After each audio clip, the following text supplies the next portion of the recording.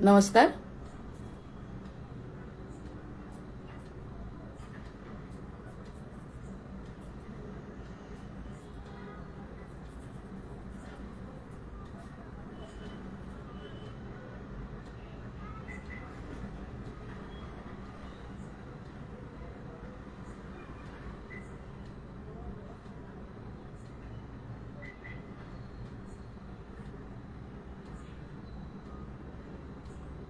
नमस्कार.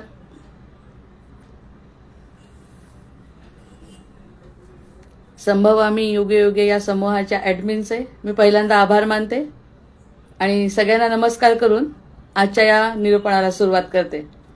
वक्रतुंड महाकाय सूर्यकोटि समप्रभ निर्विघ्नं कुरु मे देव सर्व कार्येषु सर्वदा. या कुंदेन्दु तुषारहार धवला या शुभ्रवस्त्रामृता या वीणावरदण्डमण्डितकरा या श्वेतपद्मासना या ब्रह्माच्युत शङ्करः प्रभृतिभिर्देवैर्सदा वन्दिता. सा मां पातु सरस्वती भगवती निःशेषजाढ्यापहा. गुरुर्ब्रह्मा गुरुर्विष्णु गुरुर्देवो महेश्वरः गुरुः साक्षात् परब्रह्म तस्मै श्री गुरवे नमः. शुकासारिके पूर्ण वैराग्य जाचे वसिष्ठा परिज्ञान योगेश्वराचे कवी वाल्मिका सारिखा मान्य ऐसा. नमस्कार माझा सद्गुरु रामदासा. अनेन प्रियताम देवो भगवान जानकीपतिः श्रीरामचंद्र पूर्वेषाम् अस्माकं कुलदैवतम्. श्रोता वक्ता श्रीराम समर्थ. जय जय रघुवीर समर्थ. जय जय रघुवीर समर्थ. सदाशिव समारंभ्यां शंकराचार्य मध्यमाम् अस्मदाचार्य पर्यन्तं वन्दे गुरुपरम्पराम्. सानन्दमानन्दवने वसन्तम् आनन्दकन्दं हतपापवृन्दं वाराणसीनाथमनाथनाथं श्रीविश्वनाथं शरणं प्रपद्ये. मनोनिवृत्ति परमोपशान्ति सा तीर्थवर्या मणिकर्णिका च. सा तीर्थवर्या मणिकर्णिका च. नमः शिवाय नमः शिवाय नमः शिवाय. आपण आधीच्या निरूपणामध्ये चर्चा करतोय की एक गोष्ट आपण जर मनात पक्की धरली, आपण जर एक गोष्ट मनात पक्की धरली तर त्याचा विश्वास सिद्ध करण्यासाठी, म्हणजे आचार्य म्हणतात आहे की तो विश्वास आहे हे सिद्ध करावं लागेल.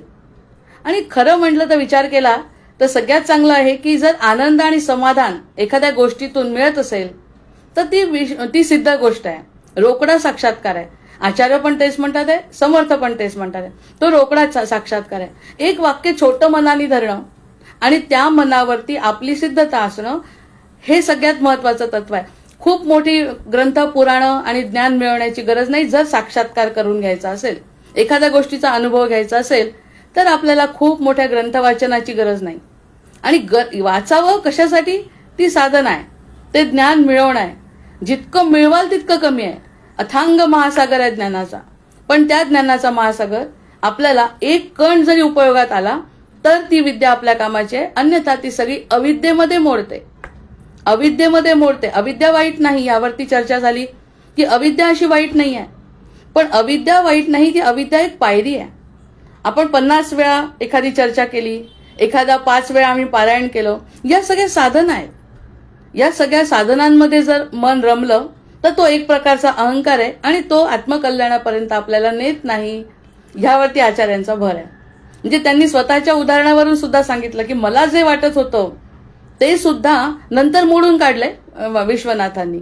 त्यामुळे कोणताही बुद्धीवरती विश्वास ठेवणं आता आपल्याला परवडणारं नाही. जर तुम्हाला आत्मसाक्षात्कार आणि जीवाशिवाचं मिलन जर आपण विचार करतोय की तो काय आहे, तो कोण आहे आणि मी कोण आहे, याचं अगदी अंतिम सत्य जर कळायचं असेल तर तो फक्त आपल्या स्वतःचा अनुभव आहे. स्वानुभव, अपरोक्षामृती असं म्हणतात. हा सगळा स्वानुभव आहे. मग एक गोष्ट आपण म्हटलं भगवंत हृदयस्थ आहे या नावाने आपण एक वाक्य किती सोपं आहे का हे महावाक्यामध्ये परावर्तित करतोय आपण. थोडंसं कालचं रिव्हिजन करते की या ठिकाणी ईश्वर सर्वभूतानां हृद्देशे तिष्ठती यो वेद निहितम गुहायाम. या हृदय गृहेमध्ये भगवंताचं अधिष्ठान आहे. आता हे वाक्य ऐकल्यानंतर ते पटल्याशिवाय का आपण त्या ठिकाणी वळलो. हे एक वाक्य ऐकलं कारण काही गोष्ट जर आपल्या जीवनात घडायची असेल तर ती ऐकल्यानंतर आपलं ऐकणं आवश्यक आहे. ते आपल्या नजरेसमोर येणं आवश्यक आहे. आणि ते नजरेसमोर केव्हा येतं त्या 3 गोष्टी आपण बोललोय की आपलं भाग्योदय, सद्गुरूंची कृपा आणि आपली पूर्वपुण्य आणि आपली स्वतःची साधना इच्छा. आणि मुळातच जीवाला आपल्याला वाटत असतं मूळ इच्छा आहे मी कोण आहे. जेव्हा सुख मिळत नाही किंवा आनंदाचा स्वरूप तो असल्यामुळे त्याला वाटतं की मी कोण आहे. मग ह्या मी कोणासाठी जर एक वाक्य सांगितलं की तुमच्या हृदयामध्ये आहे. आता तुमच्या हृदयामध्ये आहे हो आहे. आम्ही समजा हा श्लोक म्हटला की ईश्वर सर्वभूतानां हृद्देशे तिष्ठती यो वेद निहितम गुहायाम. या वेदांनी सांगितलंय की या हृदयगृहामध्ये परमेश्वर राहतो, परमेश्वराचं अस्तित्व आहे. हा इतका साधा गोष्ट आहे काही म्हणणं आवश्यक आहे का, म्हणून होणार आहे का, नाही. मग ज्या ठिकाणी ते समजतं आपल्याला, समजल्यानंतर काय लक्षात येतं अविद्येतूनच पुढे जाणार आहे. लक्षात येतं की तो केंद्रस्थानी आहे. आतापर्यंत दिवसभराची सगळी कामं केल्यानंतर वेळ मिळाल्यानंतर जे आपण स्वतःकडे आणि ईश्वराकडे बघत होतो त्यापेक्षा केंद्रस्थानी तो आहे. आता केंद्रस्थानी तो आहे म्हणजे आपल्याला प्राधान्य त्याला दिलं आणि त्यानंतर ज्या घटना घेतील त्या पातळीवरून विचार करून आपण त्याचा साक्षीभावांनी विचार करू शकतो. हे वचन आपण आधी पण दिलं होतं गर्भावस्थेत आणि आता पण दिलं ते वाक्य पटल्यामुळे.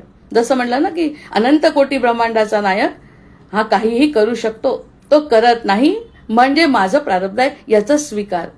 या गोष्टी आपण बोललो. मग हा जो विश्वास असेल आपल्या मनात, जसं त्या डोंबाऱ्याच्या त्या बाईवरती आपण ठेवला आणि त्या मुलाला जर दिला आपण तर तो विश्वास पक्का झाला. मग तो विश्वास पक्का जेव्हा होतो ना तर तो विश्वास हा पहिला दरवाजा आहे बुद्धीचा जो भगवंताकडे नेतो. भगवंत म्हणजे काय आहे ते सुद्धा आपण चर्चा करतोच आहे पुढे अद्वैतात. पण एक शांतीकडे नेतो. मनोनिवृत्ती परमोपशांती.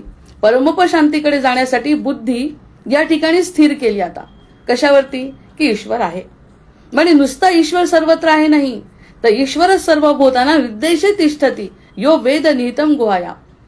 भगवंत हृदयस्थ आहे ह्यावरती माझी बुद्धी स्थिर केली. मग ही बुद्धी स्थिर झाल्यानंतर जे चक्र फिरेल नंतर ते सगळं चक्र बुद्धी त्याप्रमाणे फिरवेल ना.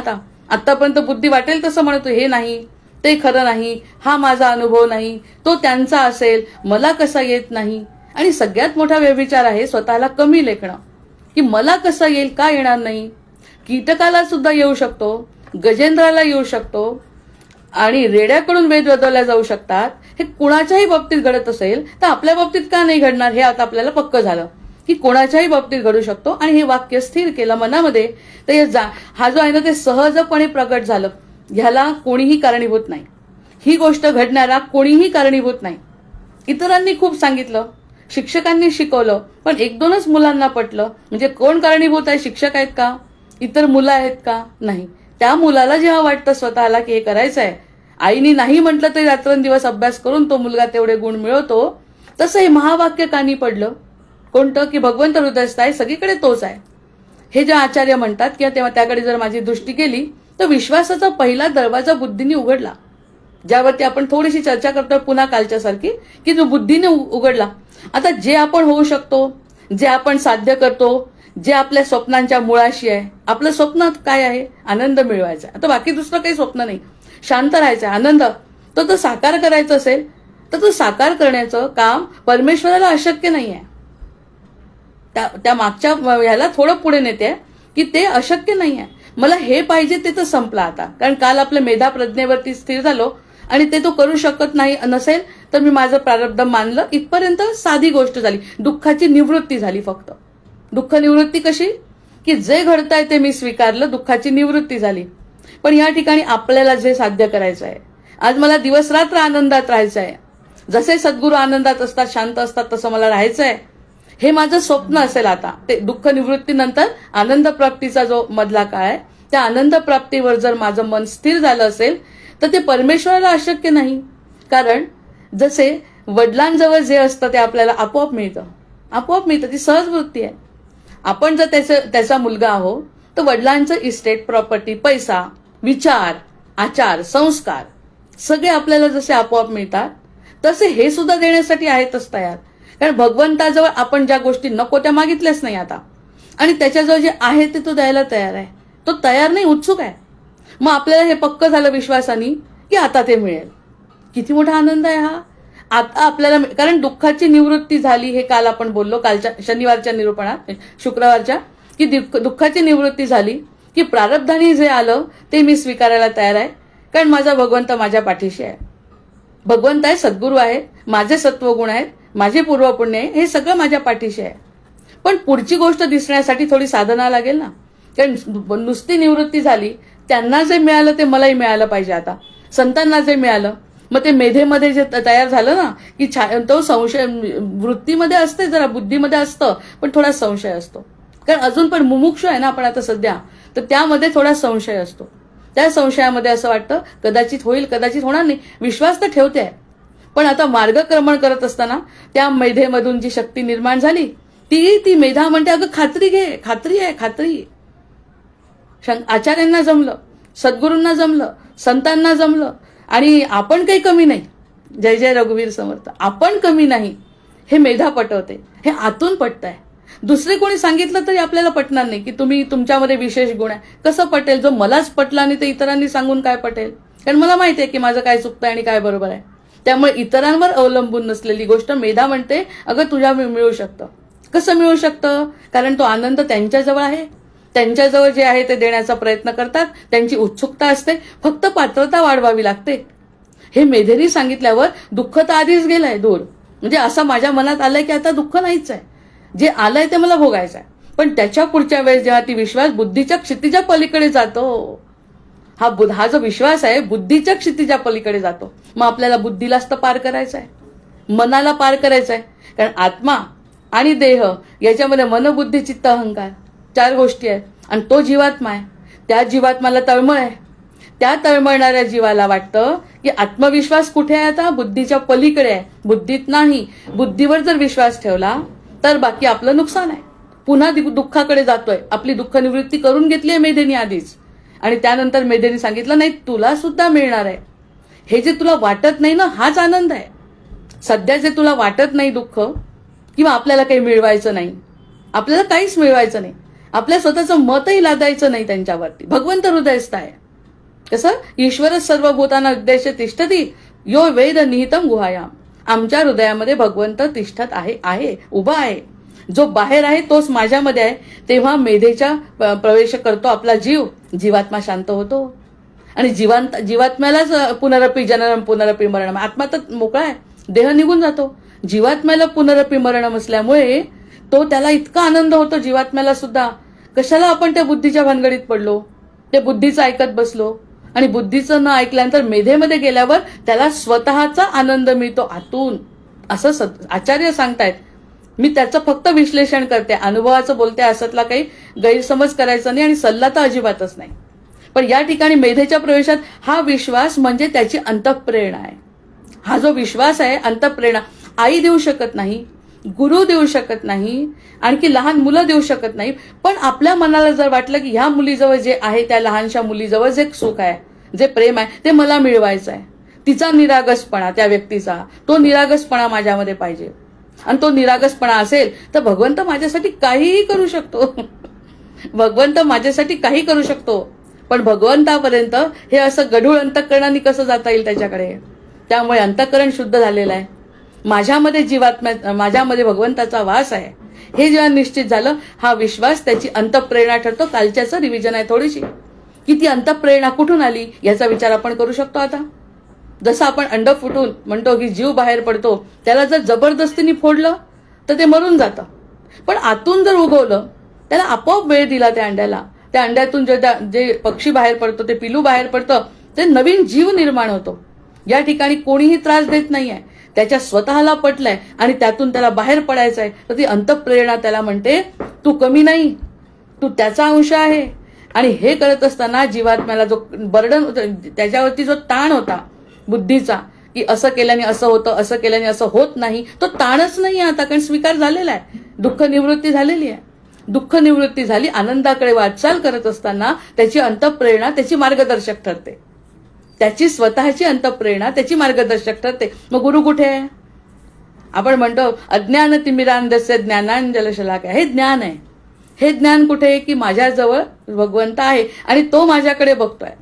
एक साधं उदाहरण आहे त्याच्यासाठी, की आपलं नाव जे आपण जन्माला आलो तेव्हा आपल्या आई वडिलांनी आपल्याला न विचारता त्यांच्याच मनाने ठेवलं, त्यांच्याच मनाने. पण त्याला आपण इतकं चिकटलो की माझं नाव म्हटलं की मला मी वाटते. मग तसं भगवंताला सुद्धा म्हटलं की भगवंता तू हृदयस्थ आहे, त्या भगवंताला त्या नावानेच आनंद होतो की हा व्यक्ती माझं मनापासून नाव घेतोय. मग हे नाव घेतल्यामुळे तो इतका आनंदित होतो, तोही आनंदी, आणि जीवात्म्याच्या दुःख निवृत्ती झाल्यामुळे तो आनंदाच्याकडे प्रवासाला सुरुवात करतो. कुणाच्या भरोशावर? या मेधेच्या भरोशावर. मग हा विश्वास हा फक्त विचार राहिला का?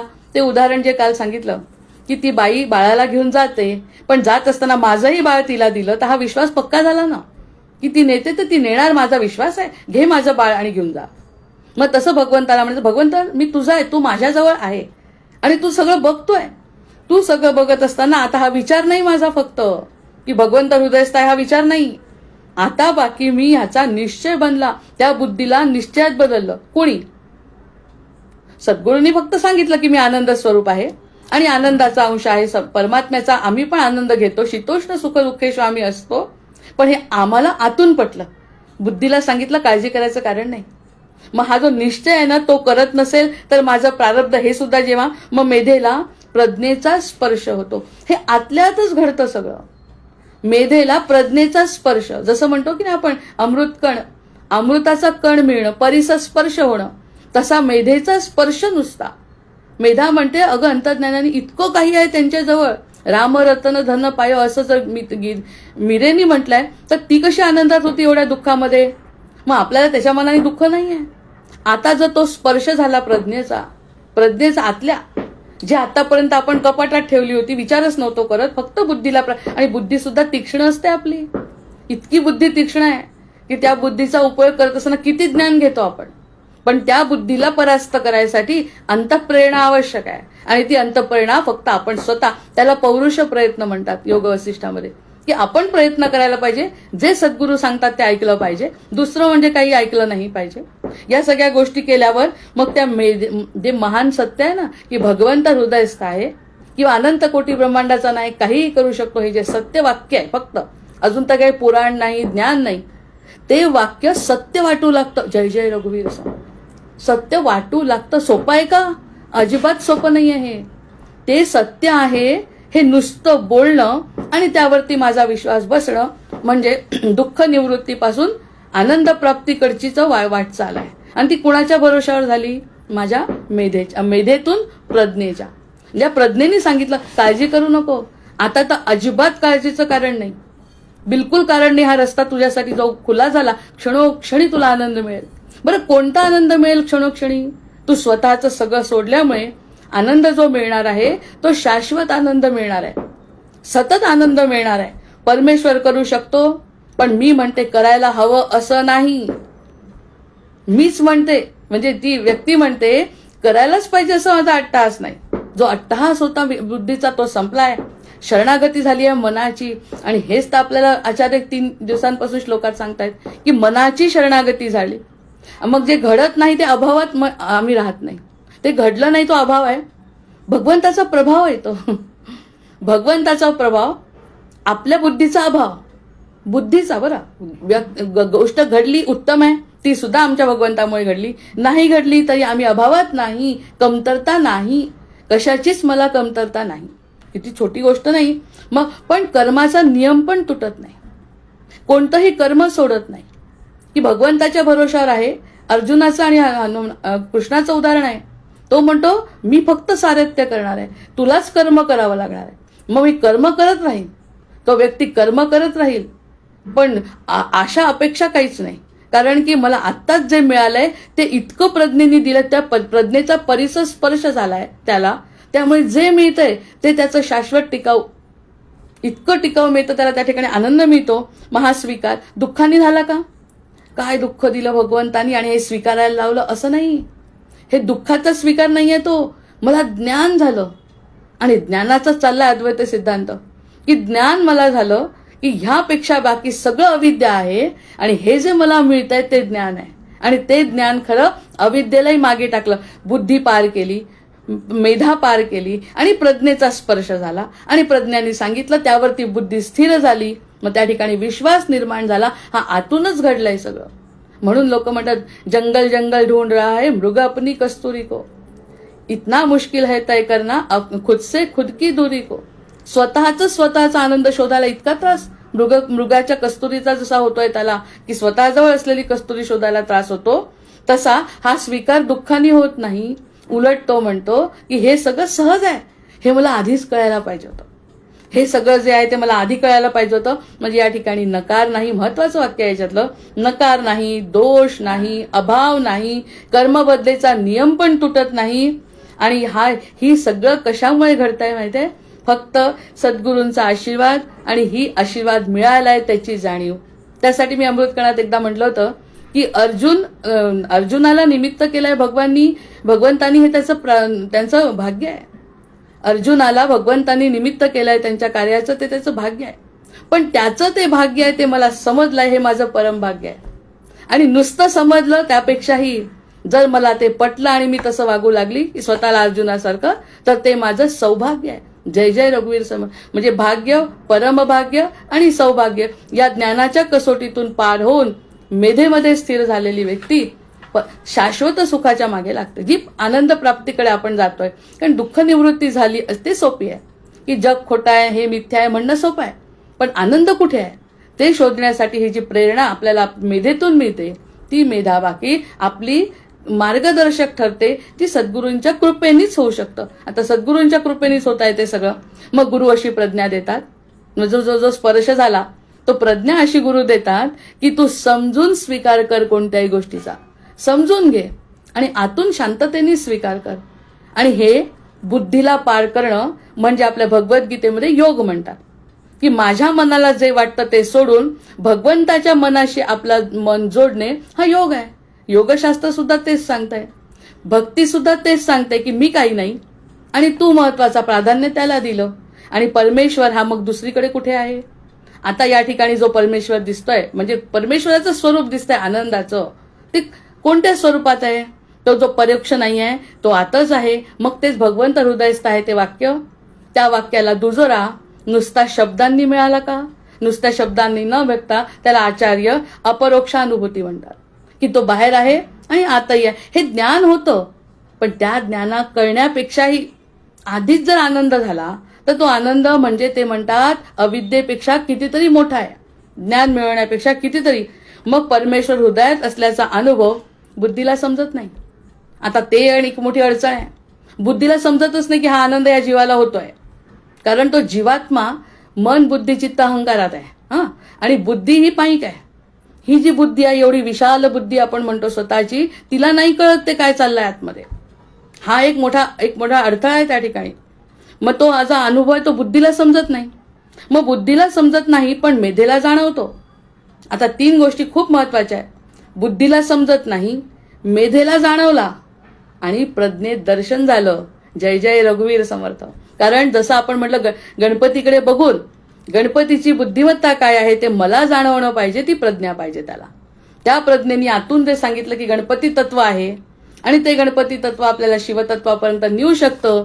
त्याचा आनंद मोदक स्वरूपात जे आपण नुसतं सिंबॉलिक दाखवतो, तो आनंद देणारा गणपती आपल्याला जाणवणं हा मेधेचा प्रज्ञेचा स्पर्श आहे. जय जय रघुवीर समर्थ. म्हणजे पहिल्यांदा बुद्धीला पटत नाही, बुद्धी मानतच नाही, अजून सुद्धा बुद्धी मानत नाही आहे. पण बुद्धीचा आपण विचारच करत नाही, हा महत्वाचा मुद्दा आहे. बुद्धी मानत नाही, मेधेला जाणवतं आणि प्रज्ञेला ते दर्शन घडतं. आणि आपण दर्शनशास्त्र शिकतोय. दर्शन जर घडायचं असेल, मग आता अमृतकणामध्ये 4 ओळी लिहिल्या की कणकणात तुझी माया प्रफुल्लित माझी काया, कणकणात तुझी माया प्रफुल्लित माझी काया, मागणे खुंटले माझे अमृताची बरसात गुरुराया. माझं मागणं खुंटलं आणि ही अमृताची बरसात जी आहे ती प्रज्ञेला जाणवली, ती मला जाणवली. बुद्धीचा मला काही विचार करायची गरज नाही. बुद्धीने कितीही ज्ञान घेतलं, कितीही ठिकाणी सगळ्या गोष्टी केल्या बुद्धीनी, तर त्या बुद्धीला म्हणायचं तुझ्यापेक्षा ही प्रज्ञा महत्वाची आहे. ज्या ठिकाणी मी आता स्थिर आहे त्या ठिकाणीच मला राहायचंय. म्हणून कणकणात तुझी माया, प्रफुल्लित माझी काया, मागणे कुंटले माझे, अमृताची बरसात गुरुराया. तुमची ही अमृताची बरसात जी झाली ती बुद्धीला अजूनही पटवत नाही. म्हणजे कसं, दिलेस दान हे जे बुद्धीस पेलत नाही, दिलेस दान हे जे बुद्धीस पेलत नाही, महिमान वर्णवे हा शब्दात मावत नाही. हा शब्दात कसा मावेल महिमा? म्हणून बुद्धीला जे पटत नाही ते शब्द कसे सापडतील मला? जीवाशिवाचे मिलन व्हावे हीच खरी मनीषा, आणि पुनर्जन्म टाळत बदले भालावरची रेषा. पुनर्जन्म टाळत जर करायचं असेल, भालावरची रेषा बदलायची असेल, तर आपल्याला ते मनीषा पंचक जे ऐकलं आचार्यांचं, त्याला धरून या मेधेपर्यंत आपण आलो. मनीषा पंचक एकदा पुन्हा ऐकून घ्यायचं सगळ्यांनी. त्या मनीषा पंचकामध्ये हेच म्हणलंय आचार्यांनी, की ते म्हणतात आहे जे सगळं दिसतंय त्यापेक्षा मला जर अनुभव आला तर तीच तो यावा अशी माझी मनीषा आहे. मग मी म्हटलं जीवाशिवाचे मिलन व्हावे हीच खरी मनीषा, पुनर्जन्म टाळत बदले भालावरची रेषा. आणि ही जी भालावरची रेषा आहे अज्ञानाची, अविद्येची, ती फक्त आतून आपल्याला जागृती देणारी ती फक्त गुरुकृपा आहे. आता गुरुकृपा आधी की ही जागृती आधी, हा आपला आपापसातला खेळ आहे. तो आतून घडत असल्यामुळे तो बुद्धीला पेलत नाही. मग हा अनुभव फक्त एकांतात आणि मौनात येतो. आचार्य म्हणतात गर्दीमध्ये हा अनुभव येऊ शकणार नाही, एकांतामध्ये हा अनुभव येतो. म्हणजे ज्याच्यामध्ये काय असतं, एकांतामध्ये मौन असतं, अंतर्मुखता असते, नम्रता असते, शरणागती असते आणि स्वीकार असतो. आणि ह्याची जाणीव आतूनच असते. या आतून असलेल्या बुद्धीला न पटणाऱ्या गोष्टी हा आत्मा आनंद घेत असतो. आणि ह्या जीवात्माचा आनंद आपल्याला काय काय सोबत नेणार आहे या गोष्टीमध्ये सगळ्यात महत्वाचा ठरतो. या क्षणापासून जर मुक्ती असेल, मोकळं वाटत असेल, तर मग म्हटलंय की दैवयोग हा, वज्रयोग हा घडतो मग एकांती, सचेतनाचे जागृत होते दिव्य समोहक ज्योती. अशा प्रकारचं हे मनीषा पंचकाचं निरूपण या ठिकाणी आज संपलंय. की मला माझी मनीषा अशी आहे की अशा प्रकारचा दैवयोग आणि वज्रयोग माझ्या हृदयाचा आनंदी शेवट व्हावा. हृदयाचा हा विजयी शेवट अपूर्व संघर्षाचा. हृदय किती संघर्ष करतंय की माझ्यामध्ये आनंद आहे, माझ्यामध्ये भगवंत आहे, पण बुद्धी मानत नव्हती. त्या बुद्धीला हळूहळू गुरुकृपेनी ज्ञानांजल शलाकया चक्षुरुन्मिलितम् येन तस्मै श्री गुरवे नमः असं म्हणत आपण त्यांना कुठपर्यंत नेलं की ज्या ठिकाणी त्यांनी स्थिर केलं, मनाने स्वीकार झाला, कोणत्याही प्रकारचा नकार नाही, दुःख निवृत्ती, आनंद प्राप्तीकडे वाटचाल हा जीव करतो. मग ही जी आनंदाची प्राप्ती त्याला होत असेल तर त्या जीवाला त्रासाचं काही कारणच नाही. तो म्हणतो ह्या सगळ्या गोष्टींशी माझा निर्लेप नांदतो राज्यात तीर्थी कमलपत्रासारखा. अशा प्रकारचं वचन आचार्यांना अपेक्षित आहे की एक वाक्य असेल त्याला सुद्धा धरून, कोणतंही तुमच्या मनाने धरा, जे तुमच्या पूर्व पुण्याईप्रमाणे तुमच्या मनात येत असेल ते वाक्य धरा आणि त्याचा अनुभव घ्या. जर तो अनुभव घेतला तर आणि तरच आपल्याला त्याचा म्हणजे त्या ज्ञानाचं खरं महत्व कळेल. भक्ती मार्गात तर ते सरळच करतात. भक्ती मार्गामध्ये आता ह्यासाठी बघा, हा विश्वास बुद्धीच्या पलीकडे, क्षितिजाच्या पलीकडे गेला. क्षितिजाच्या पलीकडे म्हणजे मेधेच्या प्रदेशात गेला. मेधेच्या प्रकाशात हा विश्वास अंतःप्रेरणा बनला. आपली स्वतःची ही तर्काला पूरक नसते. त्यामुळे कोणीही तर्क बाकीच्यांनी किंवा आपण जर त्याला तर्क लावला तर त्या तर्कात बसत नाही. हा सगळ्यात मोठा अडथळा आहे. त्याला तर्क लावायचा नाही. कोणत्याही प्रकारचा तर्क न लावता आलेल्या अनुभवाचा अनुभव घेणे, ह्याला सुद्धा एक वेगळ्या प्रकारचा विश्वास लागतो. तो विश्वास प्रत्येक जीवाने निर्माण करण्यासाठी या 3-4 महत्वाच्या पायऱ्या पार कराव्या लागतात. आता 2 उदाहरणं पुन्हा घेते.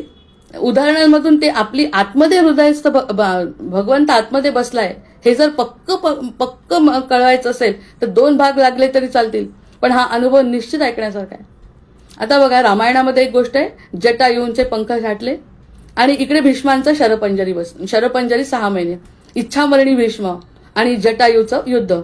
जेव्हा सीतामाईंना नेलं तेव्हा आता जेव्हा रावणाने जटायूचे पंख दोन्ही छाटले, ही अवस्था बघा, दोन्ही पंख छाटले. आपल्याला भगवंत हृदयस्थ आहे यावर चाललाय. दोन्ही पंख छाटले तेव्हा त्याच्यासमोर काळच उभा होता, रावणच उभा होता. रावण उभा असल्यामुळे जसा काळ समोर आला तर या जटायूंनी मृत्यूला ललकारलं. मला काही फरक पडत नाही म्हणतो, मला माझं कर्तव्य करायचं आहे. कारण त्याच्या आतमध्ये जो प्राण आहे त्याला त्यांनी स्वतःचं महत्व दिलं. जसं भगवंत हृदयस्थ आहे या वाक्याचं महत्व आहे. तो म्हणतो तो म्हणतो सावध राहा रे मृत्यू. मग हेच आपल्याला शंकराचार्यांना अपेक्षित आहे. सावध राहा मृत्यू, माझं कर्तव्य झाल्याशिवाय मी प्राण सोडणार नाही. इच्छामरणी नाही आहे तो इच्छामरणी नाही जसा भीष्मांसारखा आहे. तो इच्छामरणी नाही. पुढे येण्याचा प्रयत्न करू नको बिलकुल. मी तुला जोपर्यंत सीतेची वार्ता प्रभू श्रीरामांना मी देत नाही तोपर्यंत मृत्यूला त्यांनी थांबवून ठेवलं. आणि कसं काय थांबवू शकला असेल तो? मग मृत्यूला थांबवणं, मृत्यूवर विजय, जीवाचा आनंद कशात आहे? त्याचं मरण आहे बरं समोर, रावणाच्या समोर त्याचं मरण आहे. पण तो म्हणतो मृत्यू तुला येता येणार नाही माझ्याजवळ, कारण की माझं जे कार्य आहे श्रीरामांचं ते मला करायचं आहे. जोपर्यंत सीतेची वार्ता प्रभू श्रीरामचंद्रांना देत नाही तोपर्यंत तू मला स्पर्शही करू शकत नाही. इच्छा मरणी नसून सुद्धा असं वाक्य बोललाय जटायू. मग मृत्यू जटायूला स्पर्श का नाही करू शकत? थरथरत उभा राहिला समोर. आणि थरथरत उभा राहिल्यानंतर जटायूची हीच इच्छा, म्हणून त्याला इच्छा मृत्यूचं वरदान नंतर प्राप्त झालं की तो म्हणाला की नाही येऊ शकत मृत्यू. आणि समोर कोण आले? समोर रामचंद्र जेव्हा आले आणि रामांनी जेव्हा त्याला मांडीवर घेतलं, किती हा काय प्रसंग आहे की तो मृत्यूला थांबवतोय आणि रामांच्या मांडीवर जटायू आहे. याचं कारण एकच आहे, त्याच्या हृदयामध्ये भगवंत आहे. त्यांनी मृत्यूचा विचार केला नाही, आपलं कर्तव्य केलं. कर्तव्य करून सीतामाईंचा रस्ता त्यांनी दाखवला. आणि समोर जेव्हा श्रीराम आले, अजून 3 घटना घडल्या आहेत. त्या ठिकाणी रामांच्या डोळ्यात पाणी आहे.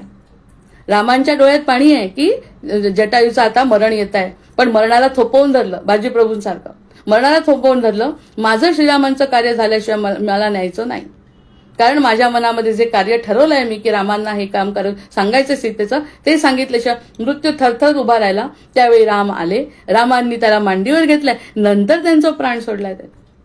मग यामध्ये आणि राम रडत होते. मुख्य गोष्ट 3 गोष्टी लक्षात घ्यायच्या. राम रडत होते. आता हे झाल्यानंतर महाभारतातला भीष्म जर म्हटलं, महाभारतातल्या भीष्माची गोष्ट कशी आहे? 6 महिने बाणांच्या शय्येवर आहे. प्रत्येकाला कारण असतं, आपण फक्त शोधलं पाहिजे. भगवंत हृदयस्थ आहे यासाठी आपण ते एक्सटेंड करतोय की 6 महिने बाणांच्या शय्येवर पडून मृत्यूची वाट बघत राहिले. आपला तसा होता का हा जटायू? नंतर डोळ्यात अश्रू, ते रडत होते. इथे जटायू हसत होता रामचंद्रांच्या मांडीवर. राम रडत होते आणि जटायू हसत होता. नाही, जटायू हसत होता, राम रडत होते. आणि भीष्मांच्या इथे जेव्हा शरशय्येवर पडले तेव्हा ते रडत होते आणि कृष्ण हसत होते. परमतत्व एकच आहे, त्यावर सगळ्यावरती विश्लेषण करते. मग ते हसत होते, डोळ्यात पाणी याच्या होतं भीष्मांच्या डोळ्यात पाणी आणि कृष्णाच्या चेहऱ्यावर हास्य. आणि जटायूच्या डोळ्यात, जटायू हसतोय, रामांच्या डोळ्यात पाणी. किती मोठा प्रसंग आपल्या लक्षात घेण्यासारखा आहे. भगवंत हृदयस्थ आहे या वाक्याचं उदाहरण देते आहे.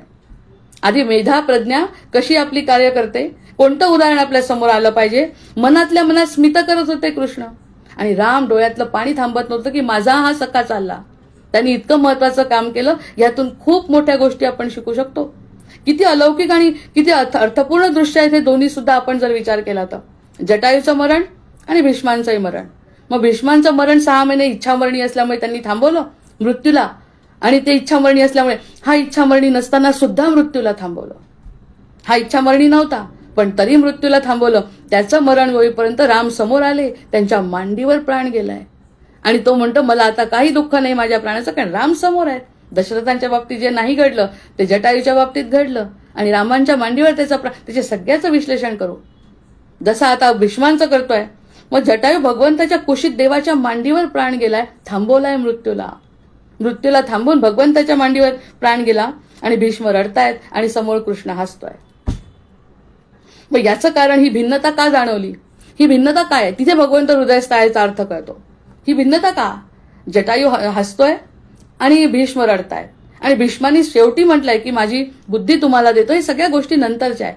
पण आधी जेव्हा ते शरशय्येवर पडले तेव्हा बाकी कृष्ण स्मितहास्य करतायत की बाबा रे तुला हे भोगावं लागणार आहे, कर्माचं फळ तुला भोगावं लागणार आहे. आणि जटायूला मांडीवर घेऊन म्हणतात आहे तथास्तु, मी स्वतः तुला मुक्त करतो. या 2 गोष्टी. अंतकाळी जटायूला शय्या मिळाली, मग भीष्म पितामहांना बाणाची शय्या मिळाली. ह्याला रामांची मांडी मिळाली आणि त्याला बाणांची शय्या मिळाली. कारण काय आहे? हे ज्ञान का घ्यायचं आता? ज्ञानाची गरज नाही. भगवंत हृदयस्थ आहे म्हटलं तर ज्ञानाची गरज नाही, पण पक्क करायचंय ना बुद्धीला पुन्हा पुन्हा पुन्हा तावून सलाखून. तर मग जटायूने आपल्या कर्माच्या बळावर नारी रक्षणासाठी प्राणाची आहुती दिली. आणि आपल्या भीष्मांनी नारी रक्षण केलं नाही जे त्यांनी करायला अपेक्षित होतं. सगळ्यात मोठे वयोवृद्ध असे समोर असताना सुद्धा त्यांच्या घराण्यामध्ये द्रौपदीला वस्त्रहरण केलं तेव्हा भीष्म मौन. आणि ह्यांनी तडफड करून नारी रक्षणासाठी आपले प्राण वेचले. मग जटायूंनी मग आपलं कर्म केलं. कर्माच्या बळावर रामांना समोर घेतलाय. आणि हे समोर श्रीकृष्ण असून सुद्धा म्हणू शकत नव्हते, कारण आतून भगवंत हृदयस्थ आहेची जाणीवच नाही त्यांना. ज्ञान भरपूर, पण जाणीव नाही राम. कारण तसं असतं तर त्यांनी द्वैतात बघितलंच नसतं द्रौपदीला, जसं जटायूंनी बघितलं नाही. विचार नाही केला प्राणांचा आणि सरळ ते तोपर्यंत जीव ठेवलाय. मग श्रीरामांच्या क्षणात मांडीवर प्राण सोडले ह्यांनी, आणि ह्यांनी शय्येवर प्राण सोडले. तर इच्छा मृत्यूचा वर असून सुद्धा असा फरक का पडला?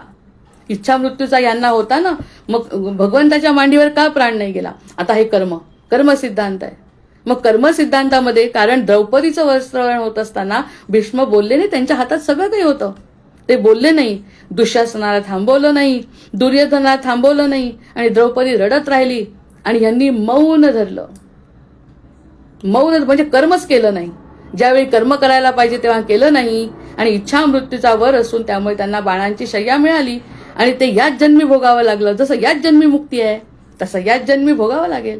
जटायूला कसं की जटायूंनी जे काय कार्य केलं त्यानंतर राम आले, रामाच्या मांडीवर गेलाय. मग अंतकाळी श्रीरामाच्या जे लोक इतरांवर होणारा अन्याय पाहून डोळे झाकून मौनात राहतात, तर त्यांना त्यांची गती भीष्मांसारखी होते. म्हणजे त्यांनी स्वतः समोर कृष्ण असताना हृदयात मानलं नाही. जर त्यांनी हृदयात मानलं असतं तर सगळ्या भीष्माच्या प्रतिज्ञा ज्ञान सगळं सोडून दिलं असतं त्यांनी.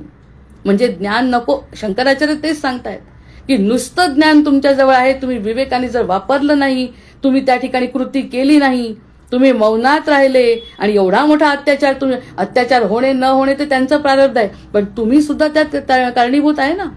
मग तुमच्या कारणीभूत असल्यामुळे तुम्हाला या जन्मी भोगावं लागेल. आणि जटायूला भोगावं लागलं नाही. भोगावं तर लागलंच नाही, उलट भगवंताच्या मांडीवरती त्यांचा प्राण गेलाय. आणि भगवंत रडतायत आणि जटायू हसतोय. इथे भगवंत हसतायत आणि भीष्म रडतायत. कारण जाणीव झाली आत्म्याला. शेवटी होते आपली काय चूक झाली याची जाणीव आत्म्याला होते. कारण आत्मा तसा परमात्म्याचाच अंश आहे. त्यामुळे कधी ना कधी त्याच्यापेक्षा आधीच मानून टाकायचं सगळं. जे कर्तव्य आहे भगवंताला आपल्या हृदयात जर ठेवलंय, जर प्रज्ञेने आपल्या मनात पक्क केलंय, तर ते तात्विक याच्यात काय विवेचन करायचंय? मग आता जटायू आणि भीष्म भारतीय तत्वज्ञानात मृत्यू अंतिम नाही आहे. आता शंकराचार्यांच्या दृष्टीने म्हणतात तर मृत्यू अंतिम नाही, कारण मृत्यू आता झाला पण पुन्हा जन्म आहे. त्याच्यामुळे हा मृत्यू अंतिम नाही आहे. पण त्या मृत्यू प्रसंगी जटायूचं मरण बघूया आणि भीष्माचं मरण बघूया. मग तेच सांगतायत ते की श्वास मोजलेले आहेत आणि इच्छा अंतोनात आहे. श्वास संपले आणि इच्छा राहिल्या तर मरण आहे, जसं भीष्मांचं झालं. आणि इच्छा संपल्या आणि भगवंताच्या मांडीत आहे तर मुक्ती आहे. याच जन्मी, पुढच्या जन्मीचं कोणी बघितलं? या सगळ्या आपल्या एका निर्णयावर ही निर्णय घेण्यासाठी बुद्धीला मेधेला प्रज्ञेत करून त्या ठिकाणी पक्क करावं लागेल. ह्या गोष्टी ऐकल्या ते दोन्ही उदाहरणं सांगतात, बोलकी उदाहरणं सांगतात की समोर कृष्ण असून सुद्धा मुक्ती नाही, आणि राम असताना सुद्धा राम आहे आणि त्याला मुक्ती आहे. कारण तो त्याचं स्वतःचं कर्तव्य करून, धर्म म्हणजे केवळ आचार नाही, तो काळात घेतलेला निर्णय आहे. जसं म्हणतो ज्ञान म्हणजे फक्त पुस्तकी नाही, तर त्या पुस्तकी ज्ञानाचा मी भगवंत हृदयस्थ आहे या शब्दावर अनुभव घेतला त्या डोंबाराच्या खेळासारखा, तर मग आचार्य मानतात की तो अनुभव आहे. ती अविद्या नाही. त्याचा धर्म ग्रंथात बांधला गेला. त्यांना काय माहिती नव्हतं का भीष्मांना सगळं? पण बांधून ठेवलं, मानलं नाही, कृतीच केली नाही. जी करायला पाहिजे होती, जी अपेक्षित होती ती कृती न केल्यामुळे महाभारत द्रौपदीला नारी रक्षण करू शकले नाही. करू शकले नाही म्हणजे हातात असून सुद्धा त्यांनी केलं नाही. मग समोर असून सुद्धा काय फायदा? धर्म असून, कृष्ण असून तू वागला नाही तर त्याचा परिणाम तुला भोगावा लागेल. मग ह्यासाठी आपल्या उदाहरणांचा हा क्रम चाललाय की तेव्हा त्यांनी मौन स्वीकारलं. मग अन्याय होत असताना घेतलेलं मौन तात्विक दृष्ट्या अधर्माचं रूप आहे. मग इकडे धर्म आणि अधर्माची व्याख्या करत असताना अशी करायची, या उदाहरणावर अधर्म हा की गरज पडताना जर तुमचं ज्ञान कामात आलं नाही तर त्याचा उपयोग काय? त्या धर्म शिकण्याचा उपयोग काय? तुमच्या प्रतिज्ञेला फार महत्व दिलं, अहंकाराला. माझा अहंकार असा की मी प्रतिज्ञा करतो, मी तपश्चर्या करतो, मी राजाकडे बघतो, मी राजाचं अन्न खाल्लंय तर राजाला मदत करीन. हे सगळे तुमचे बुद्धीचे प्रकार आहे, मेधेचे नाही आहे. तू बुद्धीने वागला आणि त्यामुळे तुला बाणांची शय्या 6 महिने इच्छा मरण असून सुद्धा भोगावी लागली. तेही भक्तच आहेत. ते आपण शिकण्यासाठी चाललंय हे सगळं, की आपण त्यातून असं शिकू शकतो की जे शिकलो ते उपयोगात तर आलं पाहिजे. नाहीतर त्यांनी पुस्तकात बंद करून ठेवलंय. तटस्थता हा अपराध ठरला त्यांचा अपराध ठरला. ज्ञान होतं आणि त्यांना समजतही होतं की असं करायला पाहिजे, की अशा वेळी आतमध्ये परमात्मा आहे त्यांच्या सुद्धा, पण त्यांनी त्या परमात्म्याकडे लक्ष दिलं नाही आणि अधर्म झाला, अधर्म घडला. त्यांच्या हातात होतं बदलवण्याचं. मग जटायू हा काही मोठा शास्त्रज्ञ नाही आहे किंवा तत्वज्ञानी नाही आहे, पक्षी आहे. म्हणून म्हणलं कुणालाही होऊ शकते. जटायू हा शास्त्रज्ञ नाही, तो पक्षी आहे. त्याच्यानंतर त्याच्यामध्ये विशेष ज्ञान नाही की असं ज्ञान घेतलं भीष्मांसारखं. कोणत्याही प्रकारचं ज्ञानार्जन त्यांनी केलेलं नाही. महत्व कशाला आहे हे म्हणतोय. पण तो धर्मस्वरूप होता, ते धर्म जाणत होते आणि हा धर्मस्वरूप होता. हा सगळ्यात महत्वाचा फरक पडलाय जटायू आणि भीष्मांमध्ये. हा धर्मस्वरूप म्हणजे धर्मानी वागला, त्याला माहिती काहीच नव्हतं, पण नारी रक्षण करायचं त्यांनी ठरवलं आणि यांना सगळं माहिती असून मौनात राहिले. ह्यातून आपण किती मोठी गोष्ट शिकू शकतो. एक गोष्ट जर मी ठरवली तर त्याला न्याय देणं आतमधल्या हृदयाच्या परमेश्वराच्या साक्षींनी द्यायचं आहे, इतरांचा संबंध नाही. नाही तर मग शेवटी भगवंत समोर येऊन हसतात आणि इथे रामचंद्र रडतात. हा महत्वाचा फरक जीवानी लक्षात घ्यायला पाहिजे. आणि जीवाचा जो जीव आत्मा जो आहे तो त्याला सगळं कळत असतं आणि मुख्य म्हणजे भीष्मांना सगळं कळत होतं, तरी सुद्धा ते तसे वागले नाही. मग तो तपस्वी होता का? अजिबात नाही. त्याचं फक्त भगवंतावरती प्रेम होतं. त्या प्रेमातून त्यांनी सीताचा शोध सांगितल्याशिवाय मी जीव देणार पंख छाटून टाकले होते. समोर मृत्यू उभा होता रावणाच्या रूपात, पण त्यांनी मृत्यूला सुद्धा अडवले, कारण त्याचा हेतू अतिशय उदात्त होता की रामांना मदत करायची. असा आपला जर हेतू उदात्त असेल तर त्याला रामचंद्र स्वतः मांडीवर घेतात आणि इथे दुरून हसतात कृष्ण. त्यांनी एवढं सगळं बुद्धी मग शेवटी म्हणावं लागलं की माझी बुद्धी तुला देतो. शेवटी म्हणावं लागलं भीष्मांना, कारण मला जाणवतंय की माझी बुद्धी मी माझ्याजवळ वापरली माझी, म्हणून तर मी अन्याय केला. हे जेव्हा कृष्ण मग गालातल्या गळ्यात हसतात. बघ, ते जर माझं ऐकलं असतं धर्माचं ते असं घडलं नसतं. रावणासमोर उभं राहणं म्हणजे मृत्यू निश्चित होता त्याचा, पण तो जिंकलाय. आणि आता कविता त्याचं गाणं, लोळले छत्र ही खाली युद्धाची सीमा झाली, मी शर्थ राघवा केली. मी शर्थ केली म्हणतात राघवा मी शर्थ केली माझ्या प्राणाची. आणि तुमच्या सीतामाईंच्या शोधासाठी मी वाचवायचा प्रयत्न केला, पण तो गगनपथाने गेला. सगळं सांगितलं आणि सांगितल्यानंतर त्याची कर्तव्यपूर्ती म्हणजे कर्तव्य सोडलं का माहिती असल्याने कर्तव्य सोडलं नाही. पण रामांवर अतोनात प्रेम, स्वतःची बुद्धी गहाण, आणि तुम्ही मेला तरी चालेल माझा जीव घे, पण मृत्यू अंतिम नाही मला माहिती आहे, मला रामचंद्रांचं काम करायचं आहे. असं करून ते जीवाच्या आकांतानी बुद्धी नसताना, ज्ञान नसताना, तपश्चर्या नसताना जे कार्य केलं त्याच्यासमोर रामचंद्र रडतायत आणि यांच्या ज्ञानी स्वरूप आत्म्याच्या समोर कृष्ण हसतायत. हा सगळ्यात मोठा बदल जेव्हा लक्षात येतो तेव्हा आचार्यांचं बोलणं, आचार्यांचा श्लोक अगदी लक्षात येतो, पक्का पटतो आणि हृदयात बसतो. जय जय रघुवीर समर्थ. इथे धर्म म्हणजे जगण्यासाठी नाही तर योग्यतेसाठी मरण्याची तयारी आहे. या क्षणापासून जर आपण भगवंत हृदयस्थ आहे या नात्याने जर तो माझ्याकडे बघतोय, ह्या नात्याने जर प्रत्येकाने बघितलं तर तो मरणाची काय भीतीच नाही त्याला, जशी जटायूला नव्हती. मांडीवर रामांच्या इतका योग तर फार कमी दशरथांना सुद्धा नाही आला. दशरथ सुद्धा राम करून गेले, पण जटायूंना रामांच्या मांडीवर मरण आहे. या सगळ्या गोष्टीतून आचार्यांचे शब्द पुन्हा पक्के होतात की तुम्हाला ज्ञानापेक्षा ज्ञानस्वरूप असणे महत्वाचं आहे. त्यांनी मनापासून केलं, हृदयातल्या गोष्टी ऐकल्या, त्या प्रज्ञेला ऐकलं तर ते गोष्ट त्या प्रत्येक जीवाला कळते. तो पक्षी असो, तो कीटक असो की तो चांडाळ असो. भगवंताचं हास्य आणि अश्रू हा विरोधाभास बघतो आपण. इकडे हसतायत आणि रामचंद्र रडतायत, हा विरोधाभास नाही आहे. आचार्य म्हणतात हा आरसा आहे. ह्या आरशात आपण स्वतःला तोलायचं आहे.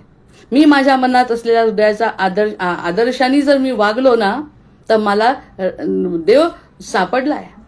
आणि त्यांनी जर नाही ऐकलं तर धर्म जाणून सुद्धा तुम्ही देवापासून दूर आहे. मग देवाचं स्वरूप कसं?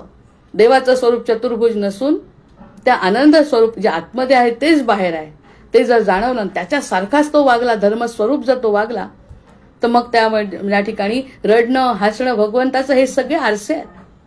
ही गोष्ट म्हणजे काही नुसती गोष्ट नसते. जसं वालीचं सांगितलं तसं भीष्म आणि जटायूचं उदाहरण सुद्धा अद्वैत सिद्धांताकडे नेणार आहे. की अद्वैत सिद्धांतामध्ये म्हणतात, तू जर स्वतःला भगवंत मानलं असतं तर तू अन्याय होऊ दिला नसता, जसा जटायूनी होऊ दिला नाही. तुला जर समजत होतं तरी जर तू मानलं नाही तर तुला हे ती बाणांची शय्या आहे, इच्छा मरण असून सुद्धा हे भोग तुझे संपणार नाही. आणि त्याला काहीही माहिती नसताना त्यांनी जे केलं, म्हणजे करावं की नाही हा प्रश्न वेगळा आहे, पण ज्ञानस्वरूप असणं म्हणजेच एका शब्दावरती विश्वास ठेवणं आवश्यक आहे. मग हे हास्य किंवा अश्रू भावनिक आहेत का? हे भावनिक नाही आहे. तो उगाच हसला का कृष्ण? हा उगाच नाही हसला, ते प्रतिबिंब आहे आपलं. आपल्याला जाणवेल की भगवंत हसतोय आपल्याकडे बघून, आपण चूक करत नाही आहे, आपण धर्मस्वरूप आहोत. हे जेव्हा आपल्याला जाणवेल तर ते हास्य आहे. आणि ते नसेल करत तर ते रडणं आहे.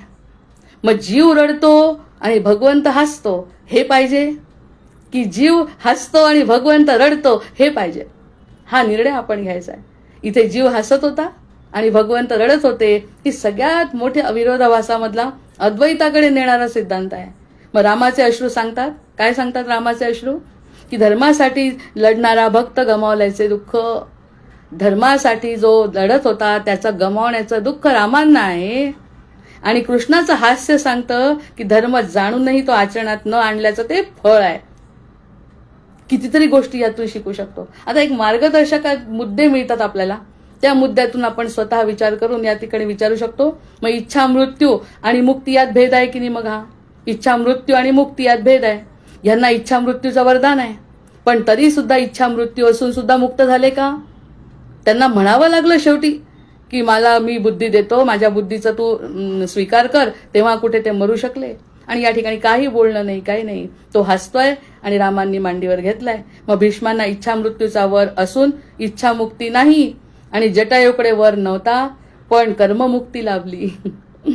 हा सगळ्या गोष्टीचा जर आपण विचार केला तर भगवंताची कुशी मांडी आणि बाणांची शय्या यापैकी आपल्याला काय पाहिजे हे जीवानी जर विचार केला म्हणजे आपल्या बुद्धीला आपल्या स्वतःच्या पार न्यायचं आणि मेधेमध्ये स्थिर करायचं, जी मेधा आतून निर्माण झाली आहे. म्हणून आपण त्या शब्दावरती म्हणू शकतो की अंतःकरणातला अपराध बोध जो आहे तो होतो, प्रत्येक जीवाला होतो. आपलं काही चुकलं तर तो अपराध बोध असेल तर ते मौनाचं ओझं, धर्म चुकवल्याची प्रेरणा ह्या सगळ्या भीष्मांना झाल्या आणि त्या सगळ्यातून जटायू मुक्त होता.